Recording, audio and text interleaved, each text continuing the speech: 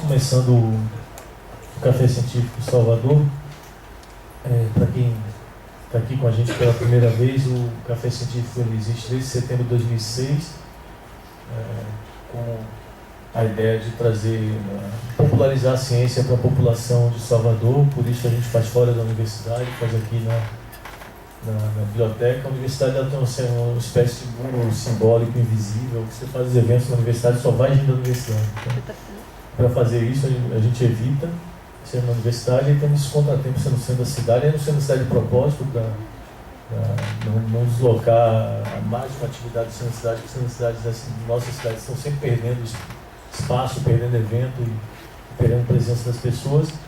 Ele é promovido pelo Programa de Pós-Graduação em Ensino, Filosofia e História das Ciências, que é um programa da UFBA e da UFES, pela livraria IDM Multicamp, que desde 2007 é promotora do café, e um pouco mais recentemente pela Biblioteca Pública do Estado da Bahia, que nos abriga há 3 anos já aqui, e pela Tribuna da Bahia e pela Rádio CBN, que fazem um apoio grande na divulgação do evento. E também o apoio que a CBN está aqui dando para a gente hoje.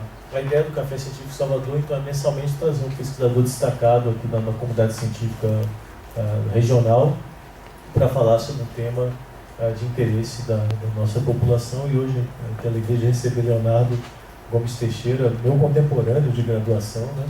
Ele na Química e na Biologia, mas contemporâneos de graduação, e que tem feito um trabalho muito interessante na área de Química aplicada a combustíveis. E de imediato, quando a gente pensou nesse tema, escolhemos esse tema lá em janeiro, que é um tema interessante para ser abordado, eu pensei logo no nome de Leonardo. Eu quero agradecer muito a Leonardo ter aceito o convite, passar a palavra a ele vai falar por volta de uns 40 minutos, como combinado, e depois a gente passa a discussão. Obrigado, Charbel. Para mim é um grande prazer estar aqui com vocês. Eu vi na entrada que café tem, né? Eu espero que ciência também a gente possa falar um pouquinho de ciência, inovação e tecnologia aqui também um pouquinho na área de combustíveis.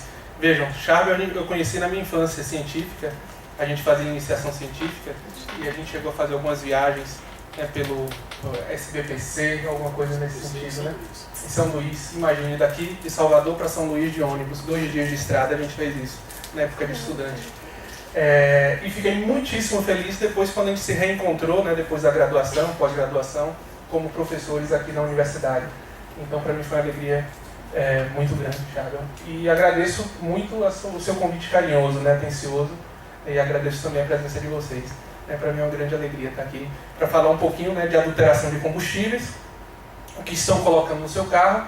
E em paralelo, né, a essa conversa que a gente vai ter hoje, eu vou falar um pouquinho também dos nossos trabalhos no laboratório. Eu agradeço o pessoal do laboratório que está aqui presente, né?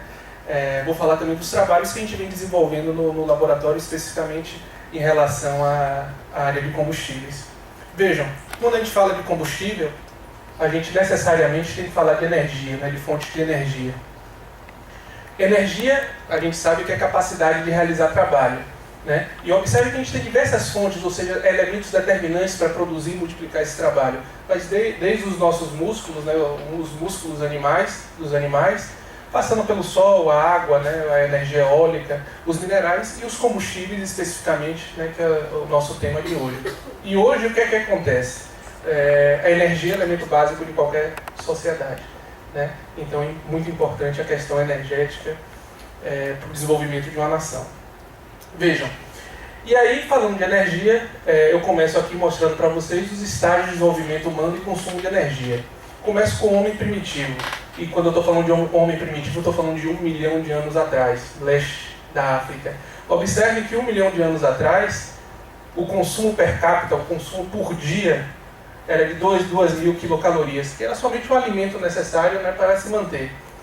Se a gente vai no acarajé aqui da frente, né, eu digo para vocês, né, muito mais do que a minha dieta alimentar é muito maior do que essa, pode ter certeza, né? Mas se a gente passa do homem primitivo para o homem caçador, e aí a gente está dando um salto, né, para 100 mil anos atrás, observe que começa a se ter maior disponibilidade de alimento, o homem descobre o fogo, né, isso mesmo, e começa a usar esse fogo não só para o cozimento dos alimentos, mas também como fonte de de energia para aquecimento, né? E também como fonte para proteção dos animais. Então, com essa descoberta do fogo, observe que o consumo de energia per capita dá um salto de 2.000 quilocalorias para 6.000 quilocalorias por dia.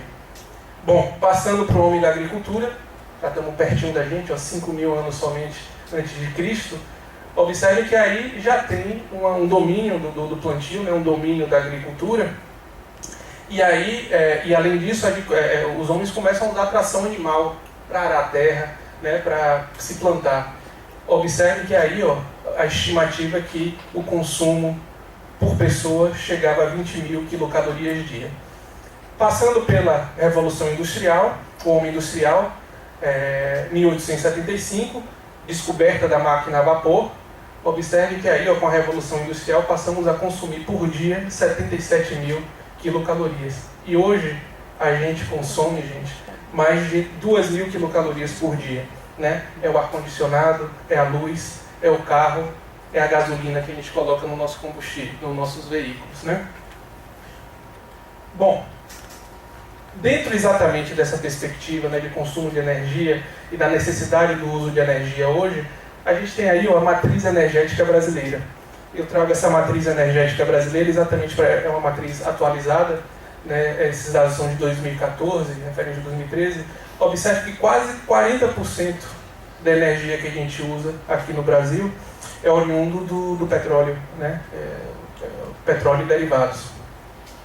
Mas eu queria chamar a atenção de vocês que, apesar da gente ter essa dependência dos derivados de petróleo, o que acontece é o seguinte: o Brasil tem uma matriz energética muitíssimo peculiar.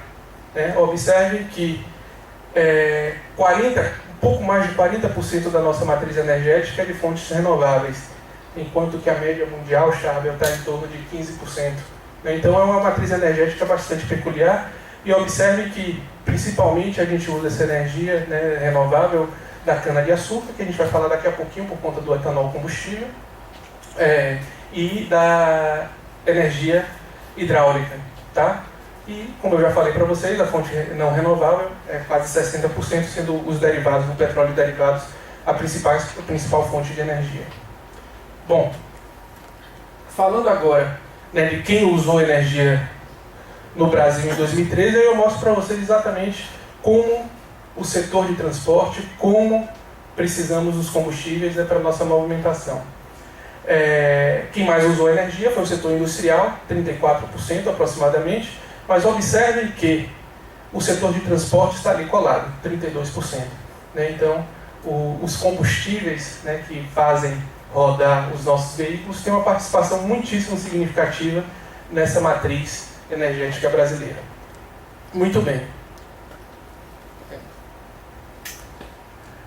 E, afunilando e falando especificamente da matriz de combustíveis, observem nesse gráfico que está projetado que o principal combustível que nós utilizamos nos veículos aqui no Brasil é o óleo diesel, com 46,4%, seguido da gasolina e depois do etanol. O etanol, observe que dentro da matriz de combustíveis veiculares, a gente tem como combustíveis renováveis o etanol e o biodiesel, que chega a próximo de 17%, né? O que também é um caso muitíssimo específico do Brasil. Né? E, né, observe que a gente está em pleno século XXI e ainda temos as notícias, essa notícia fresca, da semana passada, sexta-feira passada, a gente estava conversando antes de começar aqui a apresentação. Essa notícia é a notícia fresca da semana passada, professor Luiz, exatamente de operação de combate à adulteração de combustível na Bahia, né? Onde uma quadrilha foi desmantelada exatamente porque adulterava combustível. Então saiu em todos os jornais, tanto jornais escritos, tanto jornais escritos quanto televisivos, pode passar. Então saiu no Correio, saiu na tarde, né? Então a questão da qualidade do combustível é uma questão atual, importante e que ainda, infelizmente, essa adulteração ainda é notícia. Tá? Bom, quando a gente fala de qualidade de combustíveis, a gente está falando de qualidade de um produto, ou seja, da adequação do uso desse produto. E quando se fala de qualidade, observe que a gente tem alguns objetivos quando a gente afere a qualidade desses produtos. Primeiro, evitar fraudes. Como a gente terminou de falar, as fraudes estão aí. Depois, assegurar o direito dos consumidores. Temos também a questão dos fabricantes de motor, né? No caso dos combustíveis, um combustível adulterado, a gente vai ver daqui a pouquinho, pode afetar, né, o motor. E finalmente, um combustível adulterado também fora da qualidade pode afetar o ambiente e, consequentemente, afetar a saúde da população.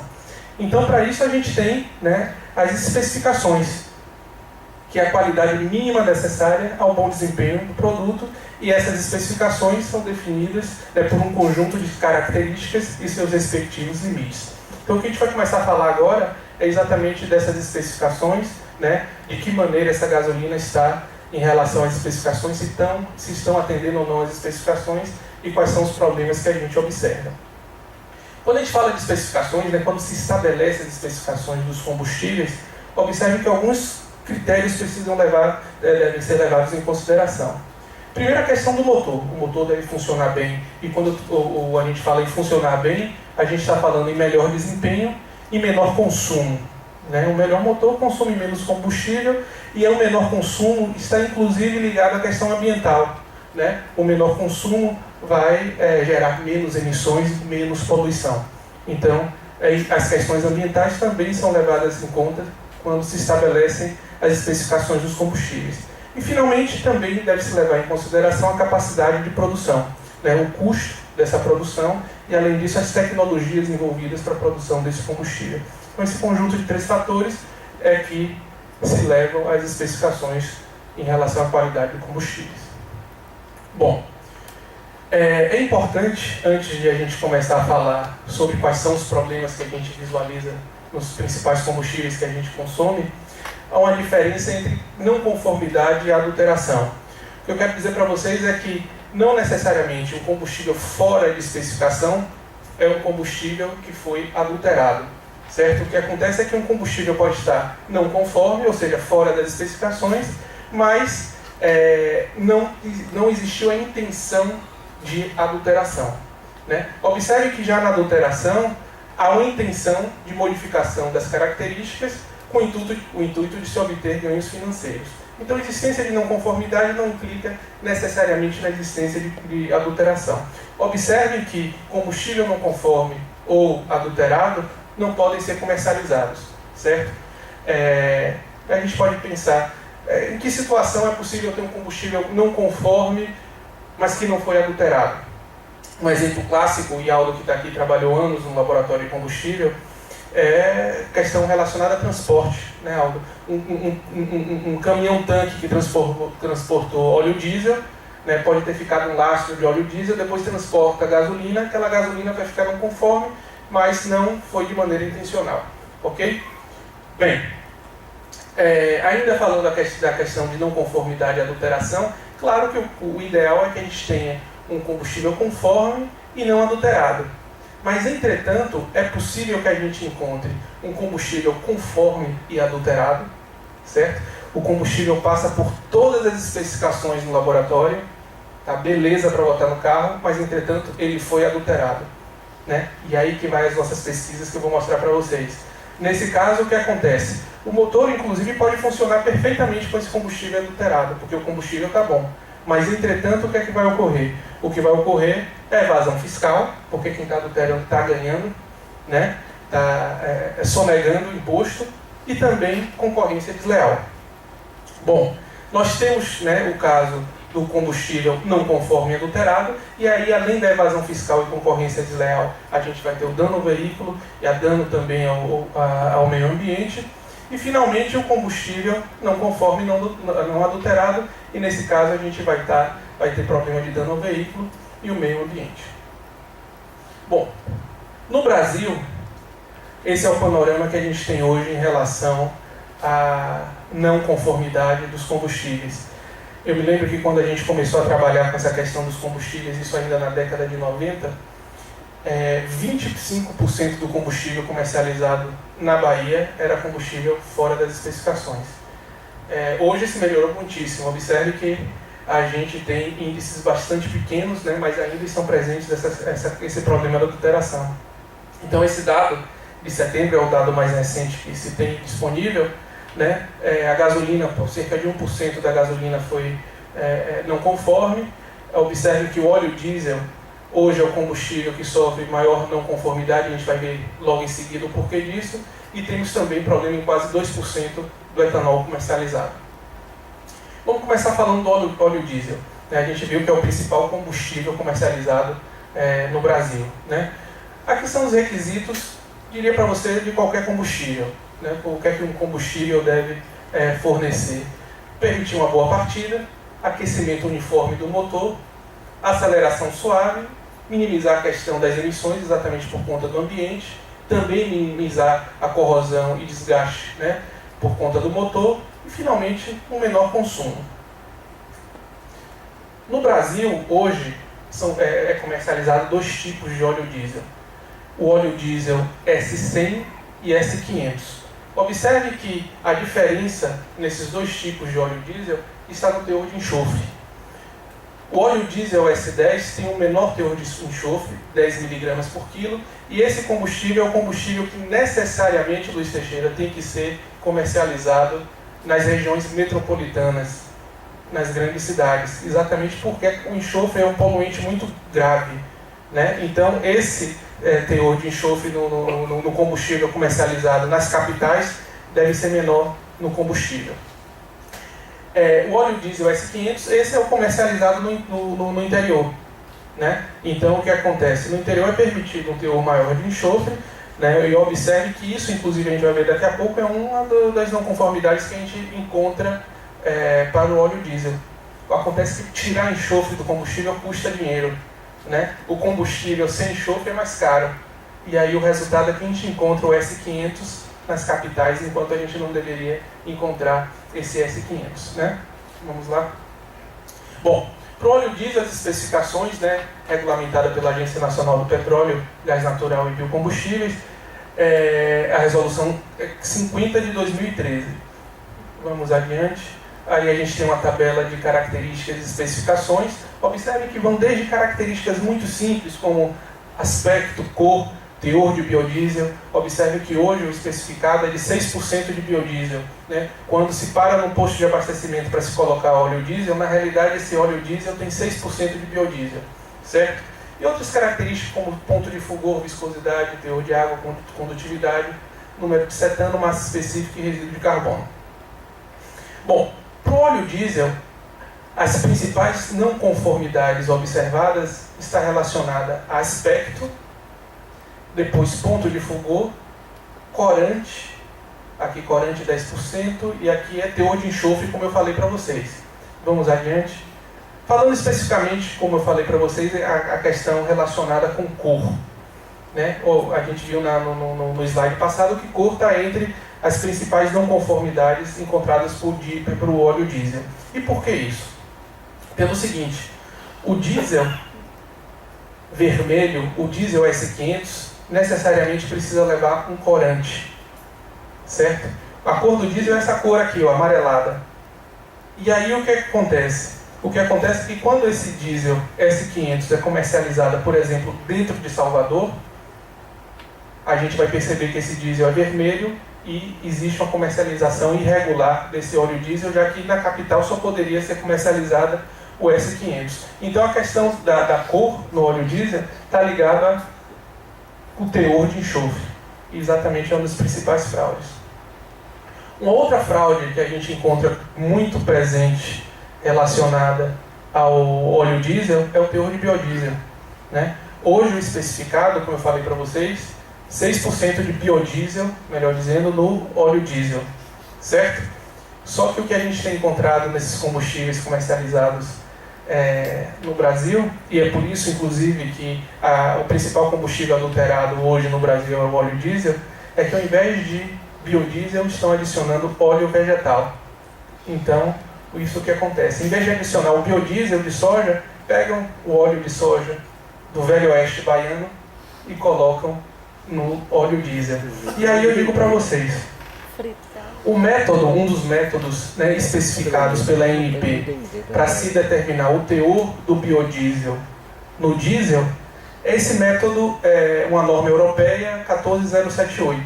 É um método, de maneira geral, um método, para falar de maneira bem simples, um método espectroscópico, e o que eu quero dizer para vocês é que esse método não distingue o óleo vegetal do biodiesel. Então, se ao invés de 6% de biodiesel a gente tiver no diesel 6% de óleo vegetal, o método não pega e o combustível passa como combustível bom, porque esse método é um método que não distingue por conta das características, né, do óleo diesel e do biodiesel, que são bastante próximas. E aí, para exatamente responder a esse problema, né, que de fato acontecia, nós trabalhamos num método alternativo e publicamos junto com o pessoal de Pernambuco um método alternativo em que a gente propôs o uso da espectroscopia na região do infravermelho, mas utilizando a estatística, a calibração multivariada, que a gente chama de quimiometria, para tratamento dos dados instrumentais. E o resultado é que, com esses dados, com o tratamento, né, matemático desses dados, a gente conseguiu, com esse método, diferenciar não só o diesel, né, adulterado com o óleo vegetal, mas também conseguimos, inclusive, dizer que tipo de óleo vegetal foi adicionado de maneira irregular no óleo diesel. Então, foi um trabalho, inclusive, que impactou, né, aqui são os espectros, exatamente mostrando que a gente conseguiu distinguir os diferentes óleos, e foi, inclusive, um trabalho, né, que a gente fez em conjunto, como eu falei para vocês, com o pessoal da Federal da Paraíba e da Estadual de Santa Cruz, que impactou na norma brasileira. Essa norma brasileira já está em vigor e é o que hoje é recomendado para se determinar o teor de biodiesel no diesel, né? Vamos adiante. Bom, vamos sair do óleo diesel, vamos para o etanol. O etanol, a resolução que rege as especificações do etanol é a resolução 07, também do ano passado. Observe que quando a gente está falando do etanol, a gente pode chamar o etanol de álcool etílico. O álcool etílico é um composto oxigenado, aqui a gente tem a fórmula química C2H5OH do etanol, e aqui no Brasil a gente sabe que esse etanol é produzido a partir da cana-de-açúcar, né? A gente começou a produzir esse etanol com vistas para ser utilizado como combustível lá na década de 70, né, com o pró-álcool, com uma das crises do petróleo, né? E quando se começou a trabalhar, a se produzir os carros movidos a álcool. Depois, nos anos 80, a gente teve problema de desabastecimento. Não sei se vocês lembram, inclusive, chegou um momento em que o Brasil teve que importar metanol para substituir o álcool que estava faltando internamente. E aí o pessoal começou, inclusive, a tomar metanol. E aí deu um problema enorme nessa época de cegueira e outros problemas, exatamente. Não sei. Você lembra mesmo? Você não tem idade para isso, não? Ouviu falar?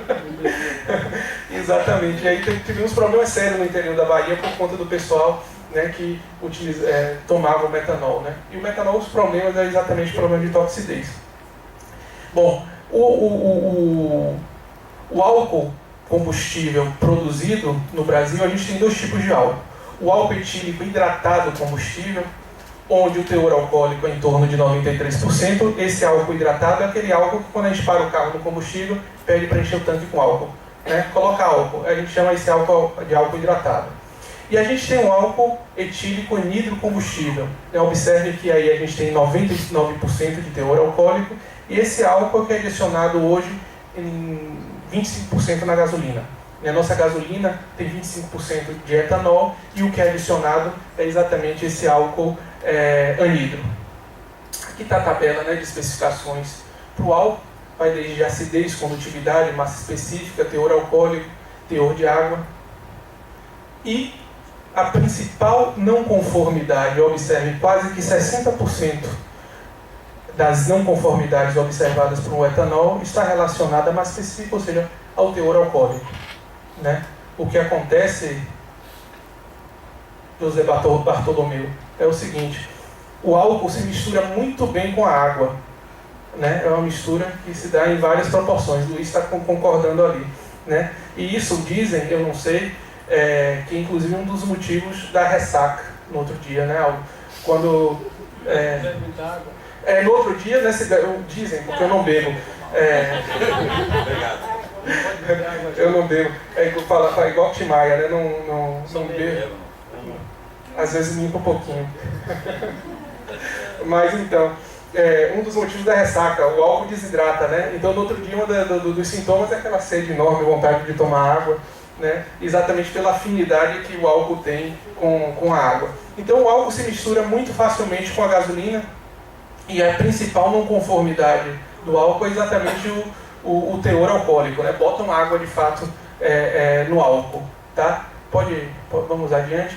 Vejam, mas essa massa específica, esse teor alcoólico, é muito simples de ser determinado e de ser detectado, inclusive no posto de combustível, né? Quem está abastecendo o carro, inclusive, tem o direito de, no momento do abastecimento, se ele quiser, pedir esse teste, né? Porque se usa equipamentos muito simples, uma proveta, que é essa vidraria que está aqui, densímetro de vidro, que é outra vidraria, e termômetro.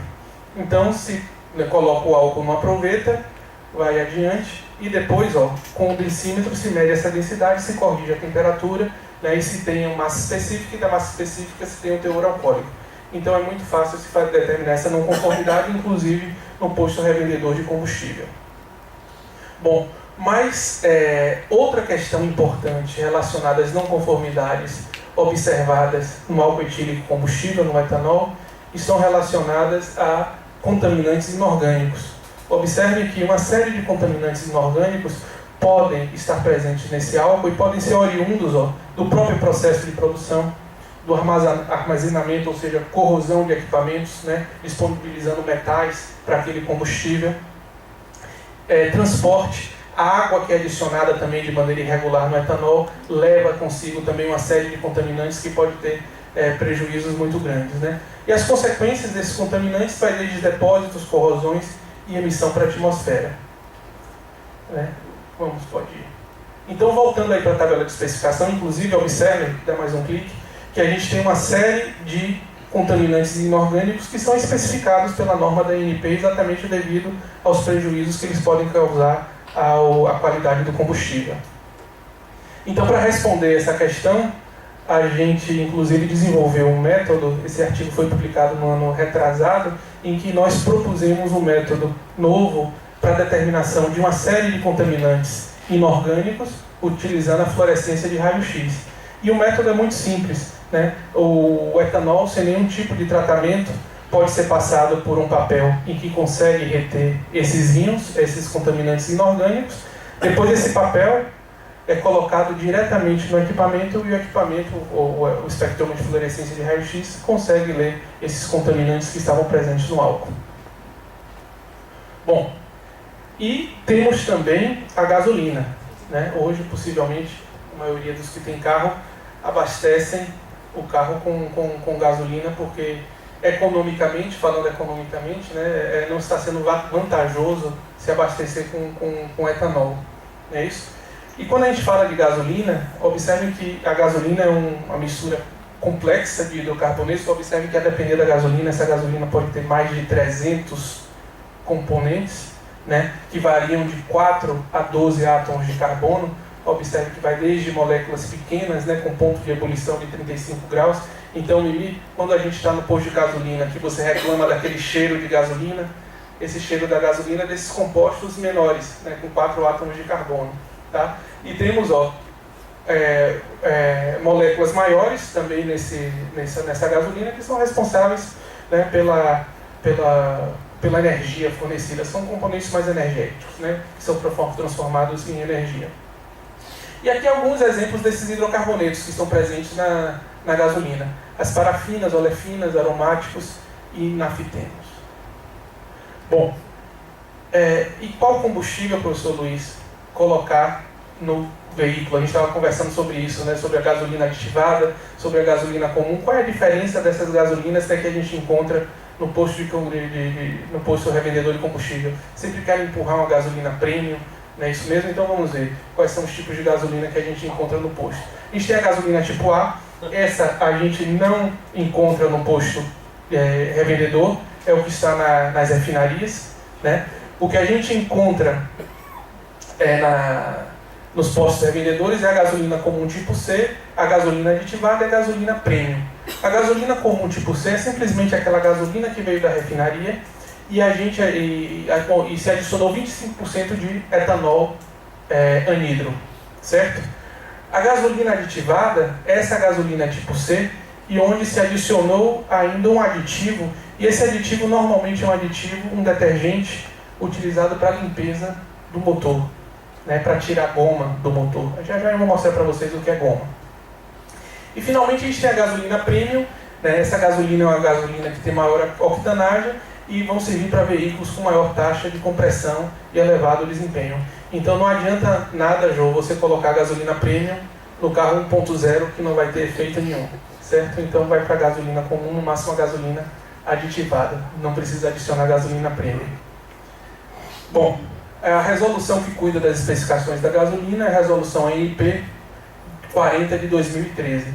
E aí a gente tem, ó, pode passar, essa tabela de especificações, que também vai desde especificações muito simples, como aspecto, cor, passando por teor de etanol, como eu falei para vocês hoje, em 25%, enxofre, benzeno, uma lavada. Então a gente tem uma série de especificações. Mas observem quais são as principais não conformidades, o que é que estão adicionando o Charbel na sua gasolina, certo? Primeiro, a principal não conformidade da gasolina está ali, ó, é o teor de etanol. Como eu falei para vocês, hoje 25% de etanol é o que é especificado. Só que se encontra nos postos revendedores gasolinas com, você já encontrou com quanto? 60%, né? 60% de etanol, né? Enquanto o especificado é 25%. Observe que hoje nos carros flex isso não vai fazer diferença nenhuma, né? Do ponto de vista de funcionamento do motor. Vai ter problemas de economia, claro, né? Com 1 litro de álcool se roda menos do que com 1 litro de gasolina, perfeito, né? Mas o posto revendedor, né, que está fazendo esse tipo de adulteração está ganhando, já que o álcool é mais barato do que a gasolina. Um outro tipo de não conformidade também, ó, com quase 34%, relaciona-se à destilação. E quando a gente fala de destilação, a principal questão relacionada com destilação é a adição de solvente. Então a principal adulteração, as principais adulterações da gasolina é a adição de álcool em teores acima do permitido e a adição de diferentes solventes, né?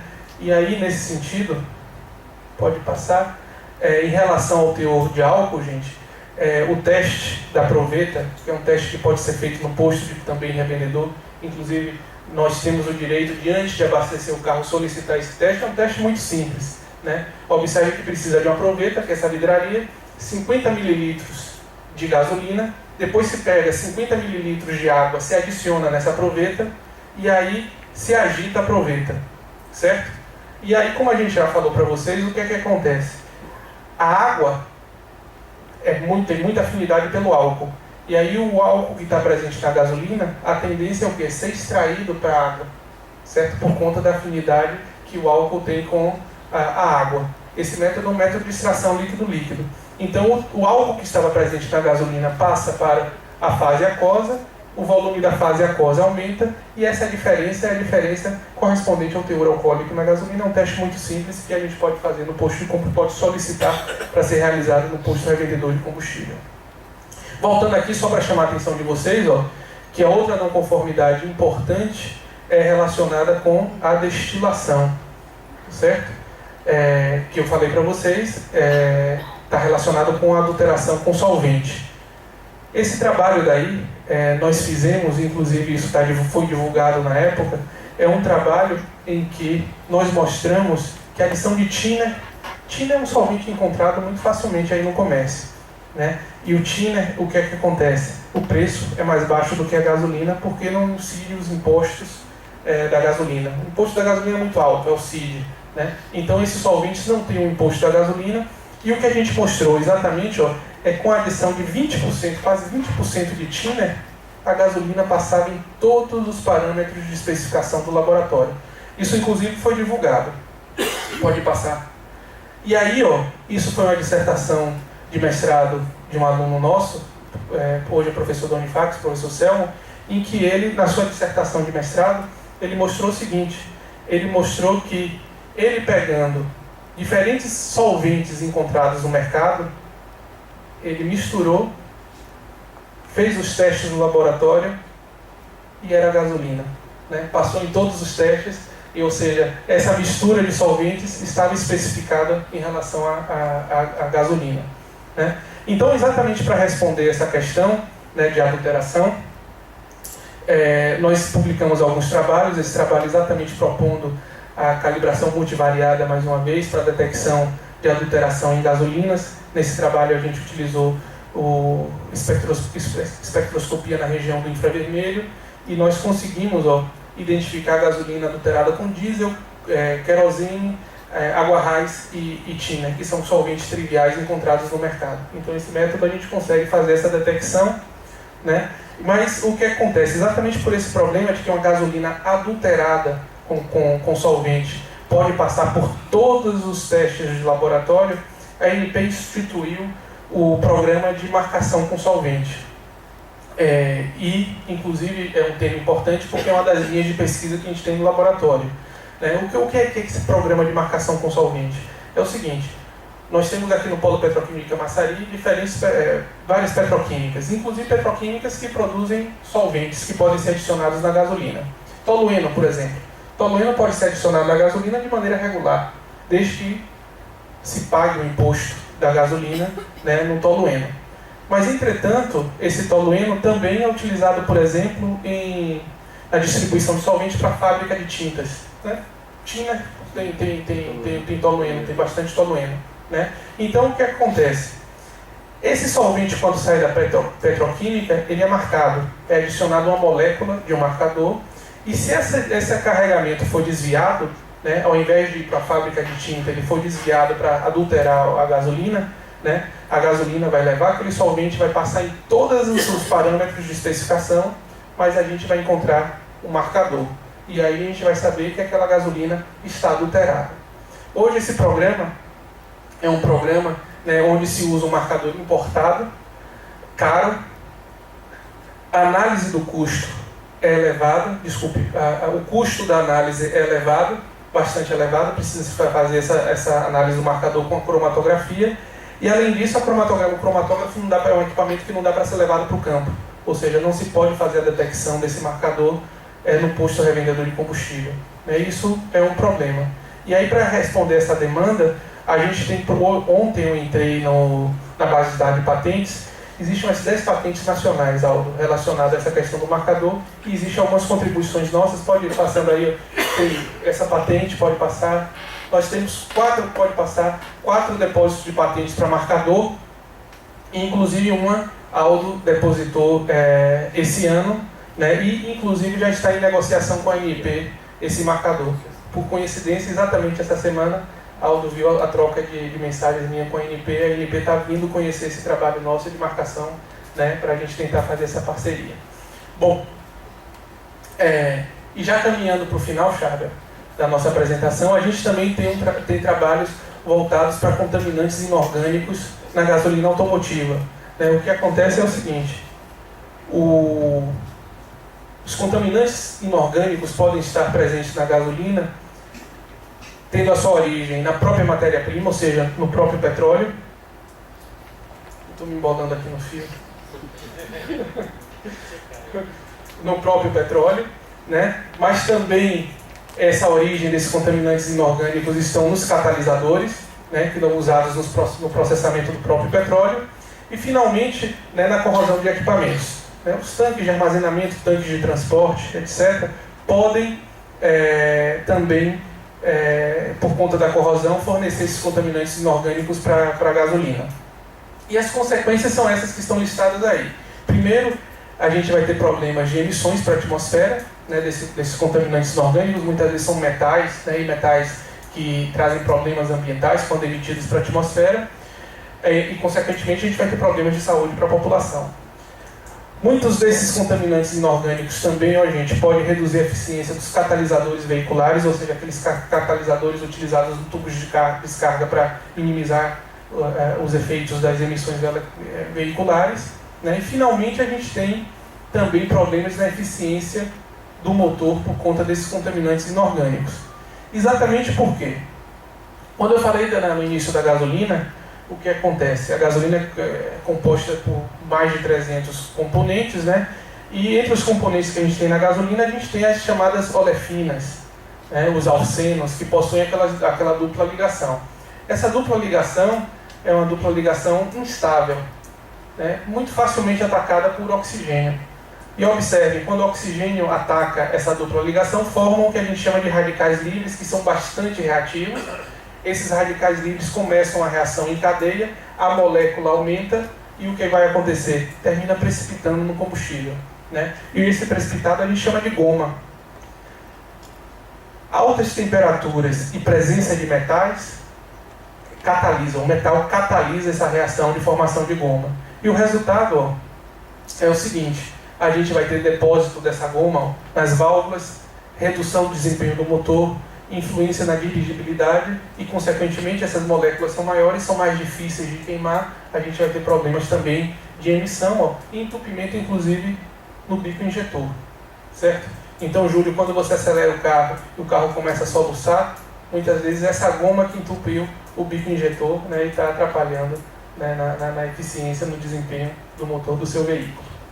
Bom, nós publicamos esse trabalho exatamente mostrando a influência de diferentes metais na formação da goma e mostramos exatamente que entre os metais que influenciam mais na formação dessa goma está o cobre. Ó.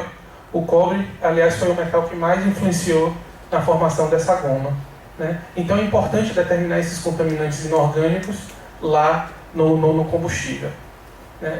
E exatamente respondendo a essa questão da tentativa da determinação desses contaminantes inorgânicos no combustível, aqui é um exemplo de trabalho que nós desenvolvemos um método para determinação de cobre, ferro, chumbo e zinco em gasolina, um método muito simples em que nós tínhamos uma fase sólida capaz de reter esses metais. Então colocamos essa fase sólida na gasolina, essa fase sólida retinha os metais, uma segunda etapa a gente fazia a dessorção desses metais e levava para o equipamento para fazer as medidas de quanto de metal estava presente na gasolina, certo? Então é uma linha também de pesquisa que a gente tem no laboratório.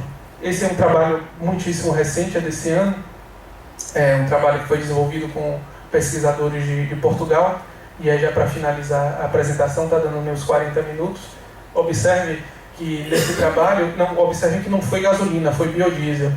Nós sintetizamos diferentes nanopartículas, que a gente chama de quantum dots, e diferentes partículas de diferentes tamanhos possuem fluorescências diferentes, né? Colorações diferentes. Essas nanopartículas são bonitas, viu, João Matheus? Disse ver no laboratório. Um dia você pode ir lá no laboratório e ver essas partículas fluorescentes lá.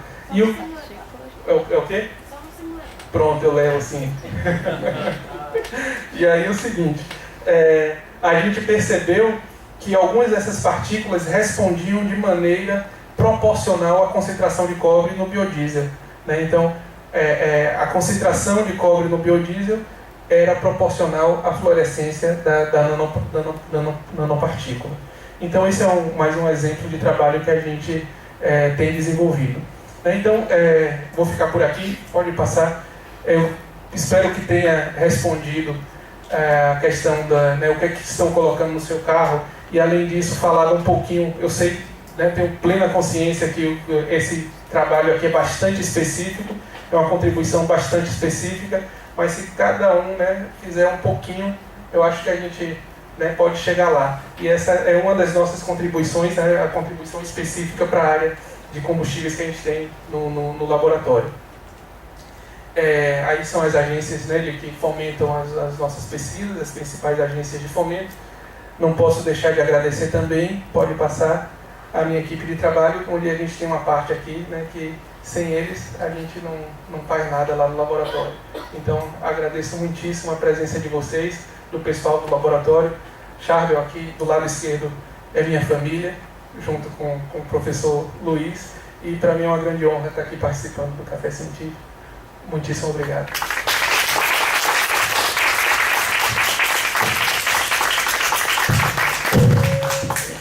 Está chegando a hora de pegar o microfone. Vamos então às perguntas.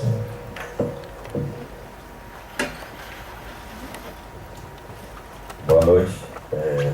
Prazer estar aqui na companhia do professor e grande amigo Leonardo. Uma pergunta, Léo, vou chamar de Léo aqui, intimidade. Eu tive o prazer de ser parceiro em Léo no trabalho junto com a Unifax e o Senai CETIS, na época que eu trabalhava, do monitoramento, né, dos combustíveis da ANP e com a implantação do sistema da qualidade na base da 17.025. A pergunta que eu faço, pelo que eu estou enxergando da atualidade, né, e das recorrências, né, de alguns problemas que vêm aumentando cada vez em termos jurídicos, vamos pensar nesse país, né? Como é que anda a questão da questão da qualidade, Léo, em termos da 17.025 no Brasil inteiro? Porque a gente sabe que é uma base muito forte jurídica para o posterior, né? Ou seja, a gente consegue pegar as não conformidades, mas aquela velha história dos nossos problemas do país, que é depois você comprovar isso juridicamente e ter as consequências. Então, como é que anda essa parte da 17.025 e a questão jurídica? Bom, obrigado, Aldo, pela pergunta. Aldo trabalhou comigo, né, alguns anos atrás no laboratório, quando eu coordenava o laboratório de combustíveis.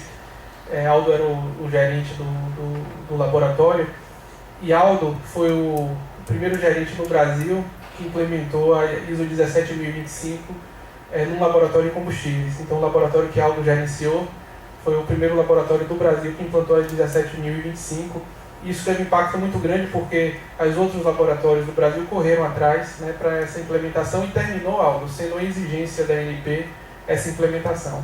O que acontece é que, de fato, é como você falou, né, se um laboratório é acreditado, como a gente fala, né, tem os seus procedimentos todos bem estabelecidos, né, validados, a credibilidade é muito maior.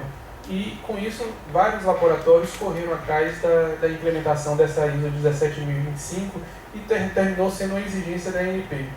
Hoje, inclusive, os laboratórios que fazem essa monitoração é obrigado a assinar um termo de compromisso de implementação.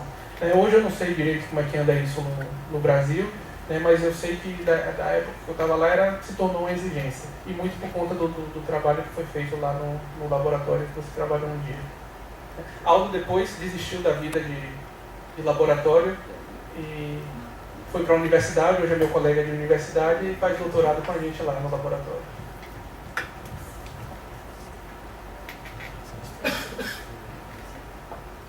Léo, apenas uma pequena dúvida. A gasolina que você falou aí, mais que tem um índice maior de octanos, ela pode ser usada para avião? Veja, essa gasolina é uma gasolina automotiva. O professor Luiz foi meu professor na minha infância acadêmica, né, no primeiro ou segundo semestre lá no Instituto de Química. E eu agradeço, professor, por sua presença aqui.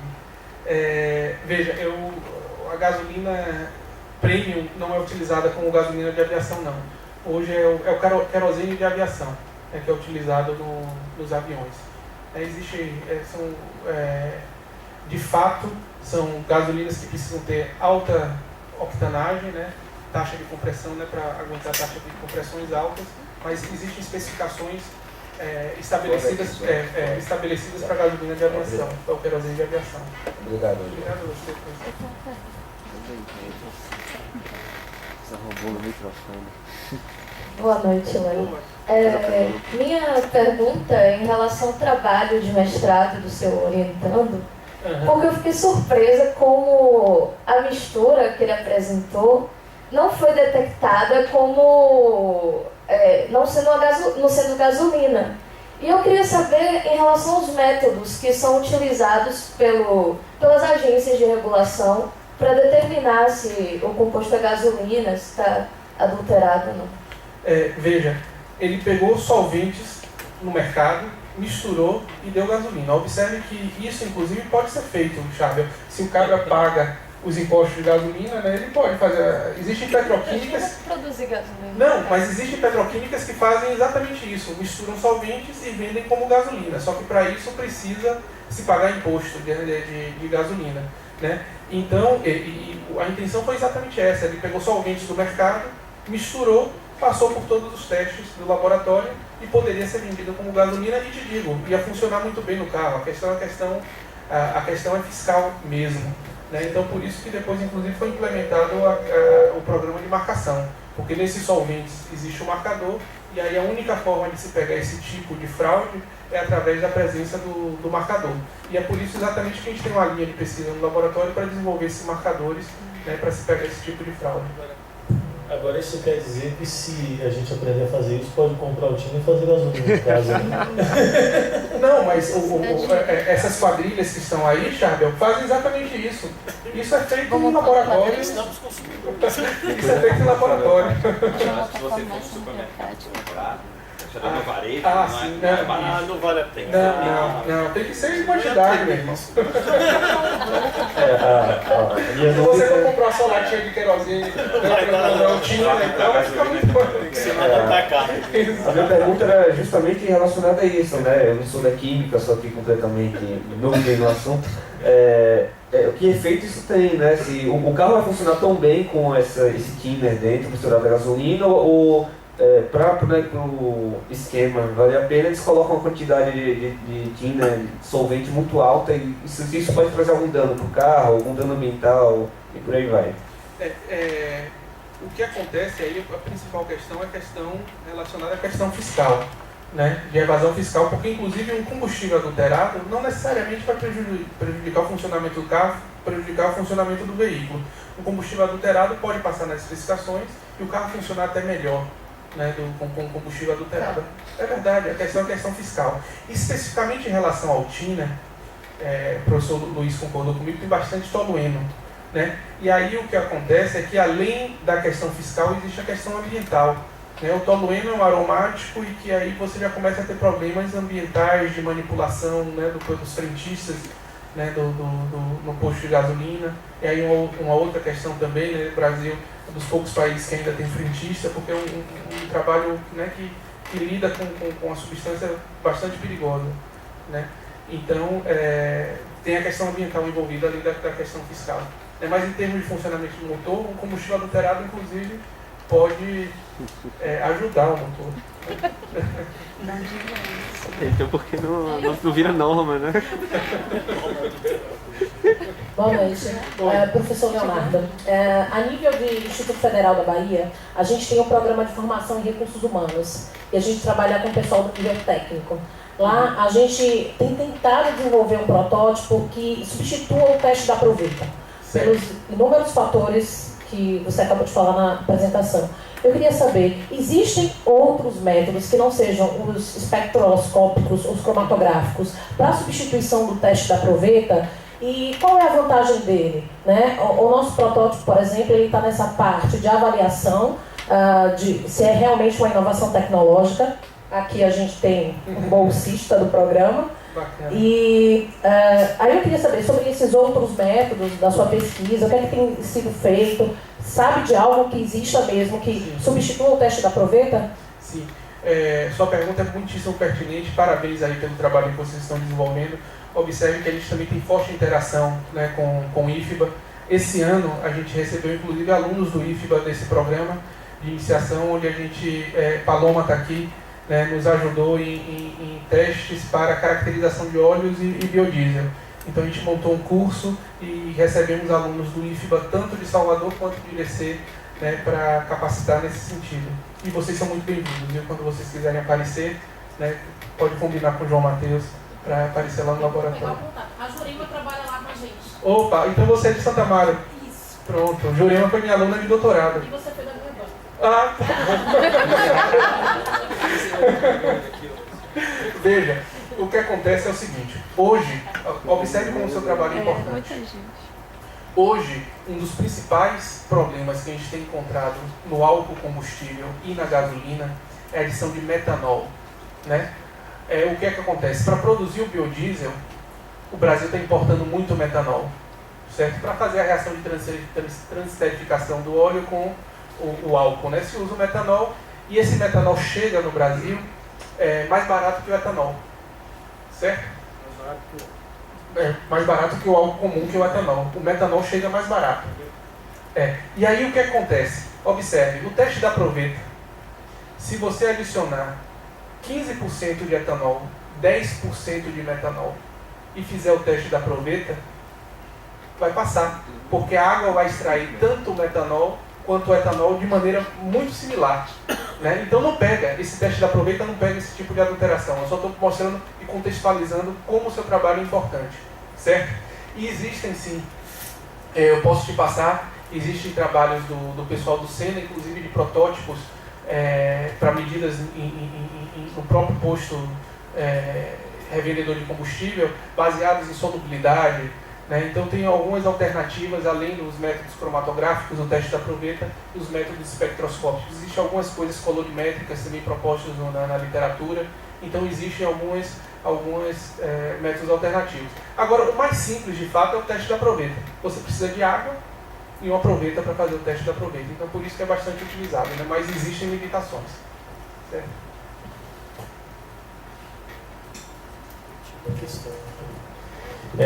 São duas questões, na verdade, Leonardo. Uma você falou da inclusão de óleo de soja no diesel, e que consequências tem para o motor, não tem consequência nenhuma, ou para o meio ambiente, já que o óleo diesel está 46,4% dos veículos, tem um custo ambiental grande o óleo diesel, então é uma matriz de combustível problemática também, né? E a outra é se os cientistas realmente sabem fazer os testes que eles têm que fazer no posto. O segundo é muito simples, a Aproveita é muito simples. O primeiro não pareceu tão simples assim para o frentista fazer. Bom, começando aí pelos testes, os frentistas precisam saber, né? Fazer o teste. Senão, se eles sabem, pergunta se eles sabem. Mas veja você, sabe quantas vezes eu pedi para fazer esse teste? Nenhuma. Alguém já pediu? Se eu vejo, aproveita lá.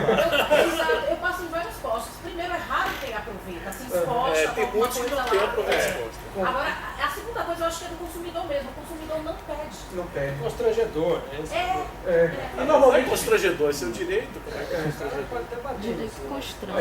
Exatamente. Por aí também. Se cada um for parar para fazer esse teste, a fila que vai ficar. Não, exatamente. Quando a gente parar para abastecer, normalmente é na pressa, né? A gente está querendo, né, passar. Daqui a pouco a gente não vai precisar parar o carro para abastecer. Então tem essa questão. Então, mas eu te digo, Charbel, precisam estar preparados, mas realmente eu não sei responder se estão preparados, né? Eu acho que é possível que sim, porque inclusive hoje esses frentistas existe um curso de formação pelo Senac, então eu acho que existe sim uma preocupação nesse tipo de questão. Em relação ao óleo vegetal no diesel, existem problemas para o motor, né? O que acontece é que o triglicerídeo, né, é uma molécula grande, e quando a gente faz a reação de transesterificação com o álcool, é exatamente para quebrar essa molécula de triglicerídeo para chegar numa molécula do tamanho mais ou menos ali, né, do cetano, com 16 átomos de carbono. Então o que é que isso significa? O triglicerídeo, sendo uma molécula grande, ele é muito mais difícil de ser queimado, né? Então com isso vai trazer problemas de emissão. Além disso, um dos problemas da queima de óleo no lugar do biodiesel é a formação de acroleína, né, que é muito prejudicial para a saúde quando emitido na atmosfera. Então, é um problema sério. Além de causar depósitos no motor, a questão da evasão fiscal, aí entra também queimar comida, né, queimar óleo, é um outro tipo de discussão também que se teria, né, que a gente está, daqui a pouco a gente vai estar queimando Chanel número 5, né? Não, vai estar quase isso, queimar Chanel número 5 para gerar energia, né?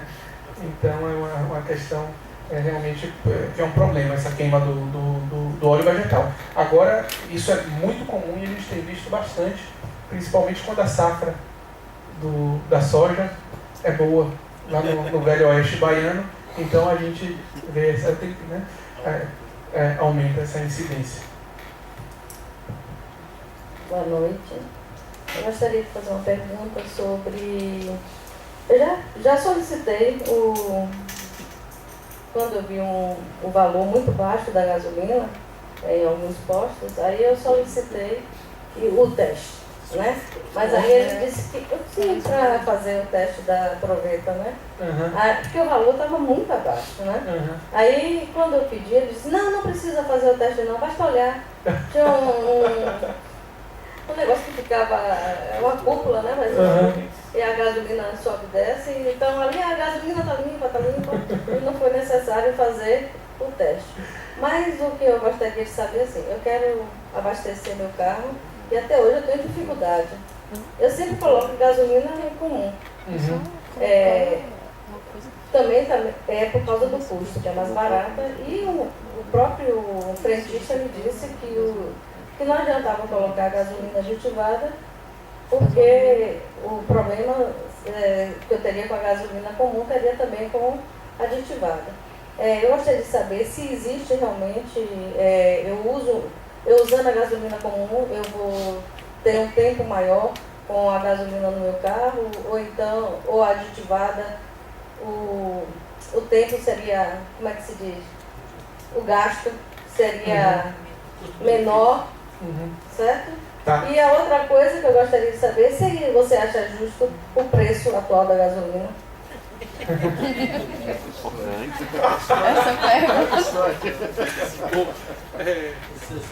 Vou começar pela parte técnica, depois da parte política.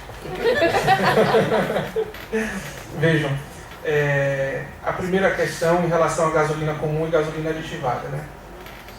A gente, inclusive, professora Maria Lúcia, a gente fez alguns testes em laboratório e a gente percebeu que, de fato, a gasolina aditivada, ela inibe a formação de depósitos, né? Qual é a diferença da gasolina comum para a gasolina aditivada?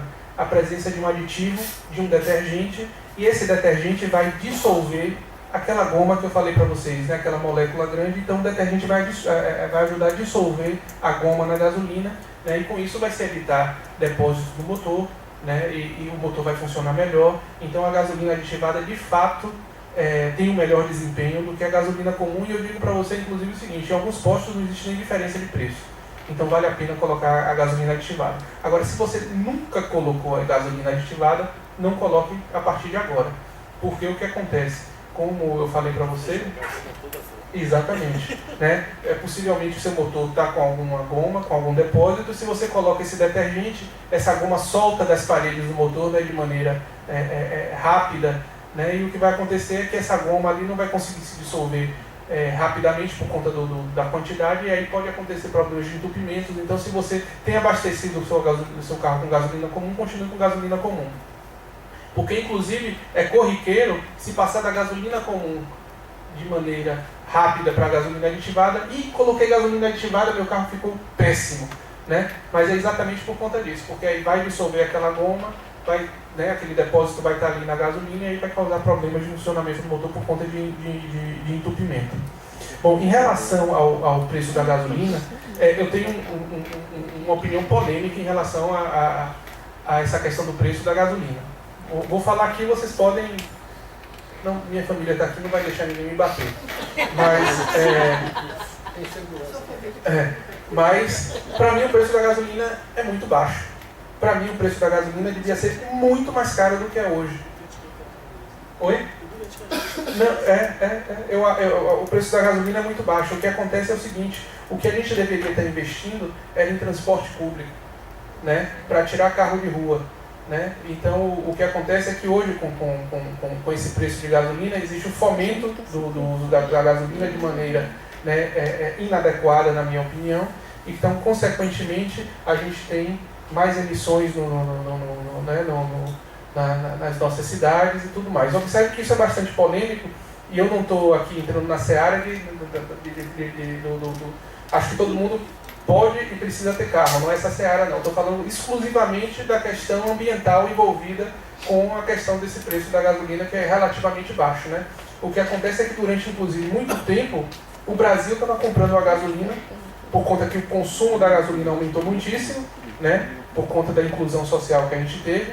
E aí o que acontece? O que acontece é que o Brasil estava importando essa gasolina, a produção interna não era suficiente para abastecimento, só que estava comprando num preço mais caro do que se estava vendendo. E aí teve alguns problemas, inclusive, que a gente sabe com a Petrobras por conta desse subsídio que se tinha com a gasolina. Então, desculpe, mas você não ouviu o que queria ouvir. Eu tenho um comentário e uma pergunta. O comentário é que o preço da gasolina está baixo porque o preço da taxinha também está baixo. Porque em São Paulo o pessoal não quer ciclovia e está jogando taxinha para furar os pneus das bicicletas. Então, quando o preço da taxinha aumentar, a gasolina pode aumentar também.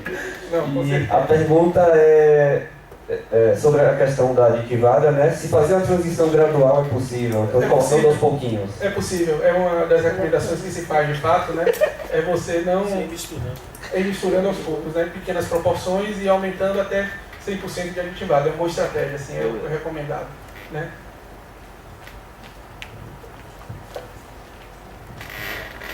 Professor, no início do programa do biodiesel, a proposta era fazer o biodiesel de mamona, amendoim, esse amendoim, como chama, amendoim bravo, não sei o que e tal. Mas hoje é quase 100% soja, né? Você vai ali em Matari e tal, você vê aquelas enormes filas de caminhão de soja lá do interior. Parece que o soja é apenas porque tem maior produção, mas não tem maior rentabilidade. Né? Queria um comentário sobre isso. Certo, você tem toda a razão. No início do programa de biodiesel, se esperava que a matriz de matéria-prima fosse a mais diversificada possível. E com isso se aventou inclusive a mamona, né, que é muito facilmente produzida e a agricultura familiar no semiárido. Né? Só que primeiro, percebeu-se que o biodiesel de mamona não é um biodiesel que tenha qualidade suficiente para ser, né, utilizado como combustível. Então por isso que não se ouve mais falar de biodiesel de mamona. E o que acontece? De fato, hoje, na realidade, em torno de 85% do biodiesel produzido no Brasil é da soja. 15% do sebo bovino. Né? É mais ou menos isso, você tem alguma coisa de óleo de algodão, alguma coisa de óleo residual, mas basicamente essa distribuição, 85% de soja e 15% de sebo bovino.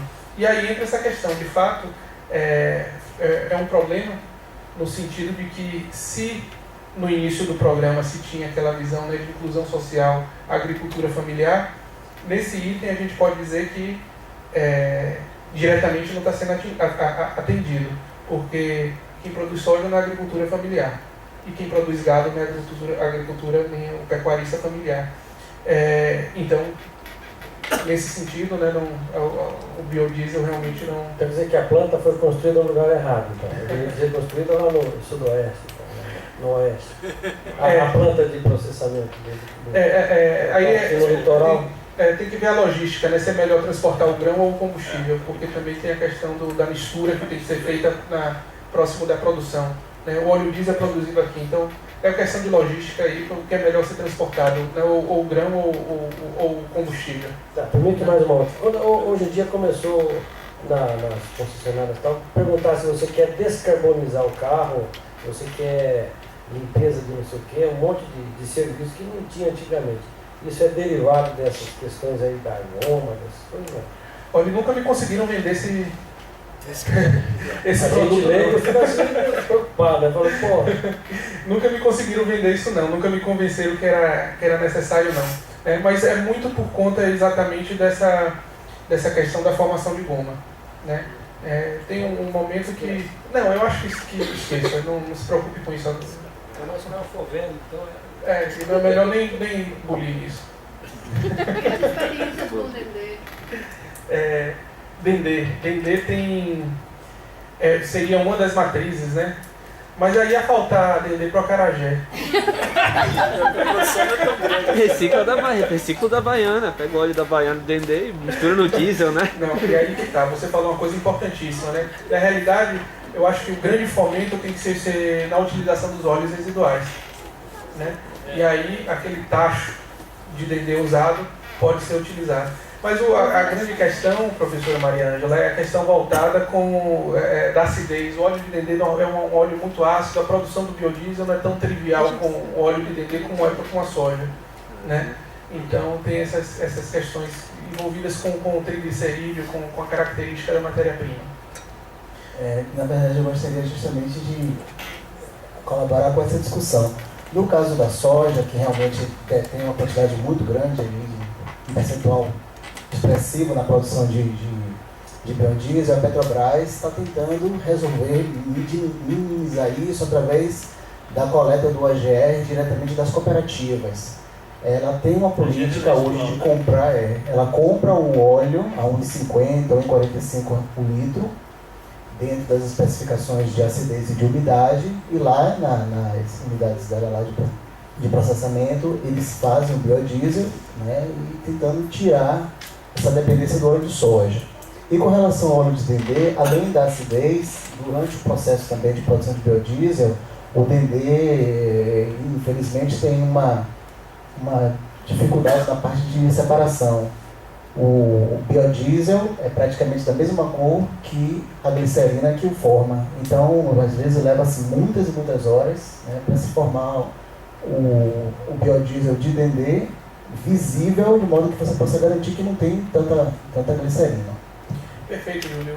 Obrigado por sua colaboração. Não tenho nada a acrescentar, só agradecer a sua presença e falar que Júlio produziu biodiesel de sebo antes do biodiesel de sebo se tornar comercial. Né? Ele tinha um projeto comigo junto com a Petrobras. Então o Júlio se via doido tentando responder as demandas lá. Lembra disso?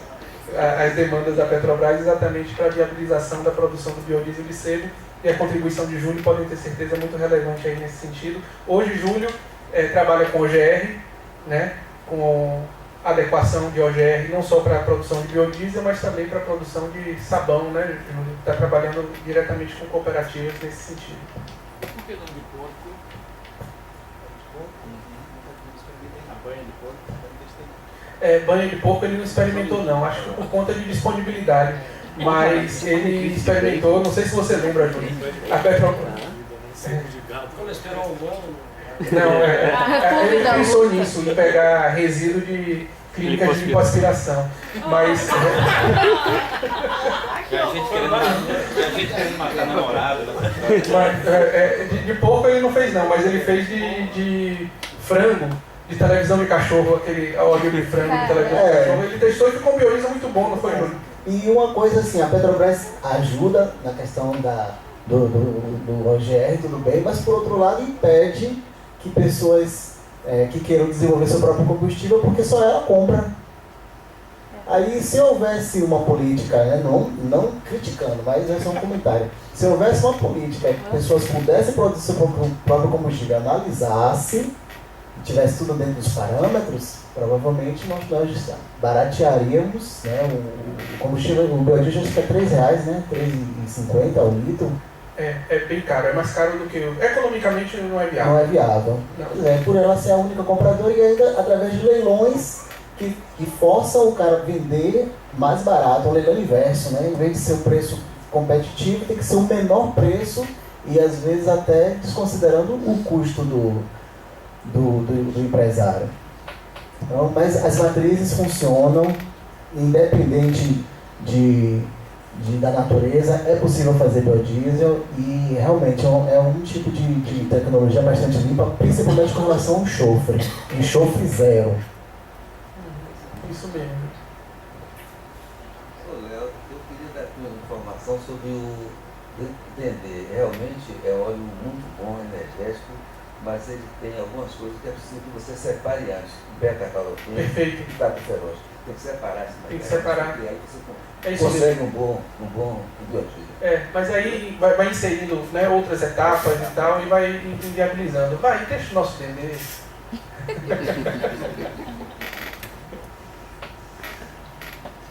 Eu queria fazer um comentário, enquanto vocês veem se vocês têm mais questões, que é expressar assim, um contentamento com a fala de Leonardo, porque uma das coisas que a gente discute lá no laboratório e que tem sido discutido na literatura em relação à ciência é o que se chama lacuna entre a produção do conhecimento e o uso desse conhecimento na sociedade, né? Então eu fico muito contente de ver que o trabalho que vocês têm feito no laboratório gera as normas na ANP e influencia a qualidade do combustível, e eu acho que a gente precisa divulgar muito essas coisas porque a população brasileira tem uma estranha ideia de que, de algum modo, a gente na universidade não está fazendo uma coisa útil, né? Que é uma estranha ideia, porque tem tanta coisa útil sendo feita na universidade, só que muitas vezes quando chega a sociedade não consegue visualizar isso. Ela vê que tem a norma da ANP, mas não sabe a origem, né? Vê que tem um avião da Embraer, mas não sabe a pesquisa que está por trás. Então a pesquisa vai ficando invisível e a população recebe o produto da pesquisa e sequer consegue identificar que um monte de coisa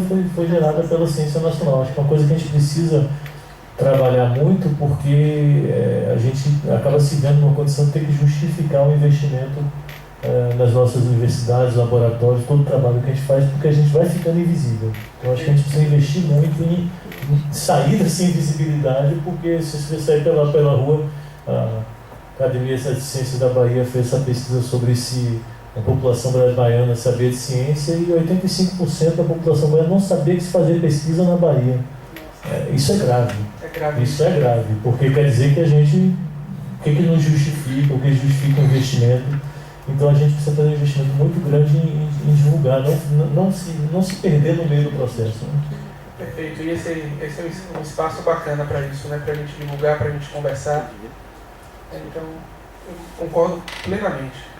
Mas a gente do laboratório procura responder a algumas demandas, como eu falei para vocês, tenho plena noção que são demandas bastante específicas, mas a gente procura responder essas demandas que chegam, né, procurando interagir com a sociedade e respondendo a essas questões. Eu quero então fazer uma sugestão. Quando tiver um evento desse, que vocês transmitam pela internet. Ah, tá. Então. A gente não conseguiu viabilizar a tecnologia para transmitir pela internet, não é tão simples fazer o streaming. Mas o que a gente faz é que a gente depois disponibiliza no YouTube, inclusive o endereço está ali, a gente vai pedir permissão ao Léo aqui ao final disso, mas é ali aquele timeurl, que é uma maneira de gerar, .com/CS Salvador, né? Café Científico Salvador. Desculpa, arroba não, barra, eu falei arroba, mandei de e-mail. Então ali vocês têm vários dos cafés científicos disponibilizados para a população assistir. Está no YouTube, na verdade isso é uma URL que leva para o YouTube e está disponível, aberto para que as pessoas assistam. Isso é bem mais simples do que fazer ao vivo. Ao vivo não é trivial, por exemplo, a gente não tem um acesso à internet aqui que permita... Tem, mas, por exemplo, não é trivial a UFPA cobrir coisas que não estão... Tem complicações. Quando a gente faz o café científico dentro da UFPA, no cinema da UFPA, aí a TV UFPA ela cobre e transmite ao vivo. Mas aí, para a TV UFPA vir a biblioteca, já começa a ter... Nossas instituições, elas são assim, elas têm uma dificuldade de conversar, interagir, que é uma multidão de normas que aparece no meio do caminho. Quando você está dentro da instituição, é tudo fácil. Vem cá, faz, monta... Envolver uma instituição começa a dar problema, então ele nunca conseguiu viabilizar. Mas ali, quer dizer, daqui a pouco o Ítalo que está aqui na frente vai estar colocando, daqui a pouco, né, daqui a alguns dias, vai estar colocando e vai ficar online lá. De fato, o Ítalo me avisou que ia para a internet, mas eu me esqueci. Eu fiquei preocupado que eu falei tanta besteira. Vai ter edição. A gente coloca um disclaimer dizendo que a opinião do palestrante não reflete necessariamente a opinião da organização do evento. Então... Vai ter todos aqueles comentários embaixo, mas você está dizendo que a gasolina está barata. Claro. Pessoal, então eu queria... Não tem mais uma questão, eu queria agradecer mais uma vez ao Leonardo. Tem mais uma questão, então vamos lá. Só mais uma, na verdade, pessoal, hoje, coincidentemente, é aniversário de Leonardo. E aí, vai rolar um parabéns. O combustível está ali fora, a gente trouxe aí uma tortazinha com refrigerante. Vai ser colocado aí fora para a gente poder comemorar, né, o aniversário dessa figura que é muito querida. Agora eu entendi que você quis mudar o dia do café aí. Pois é. Agora eu entendi isso. Então, o convite lá fora, vou aproveitar então, vou lá fazer essa logística. Antes de batermos palmas a Leonardo pelo parabéns, batemos palmas.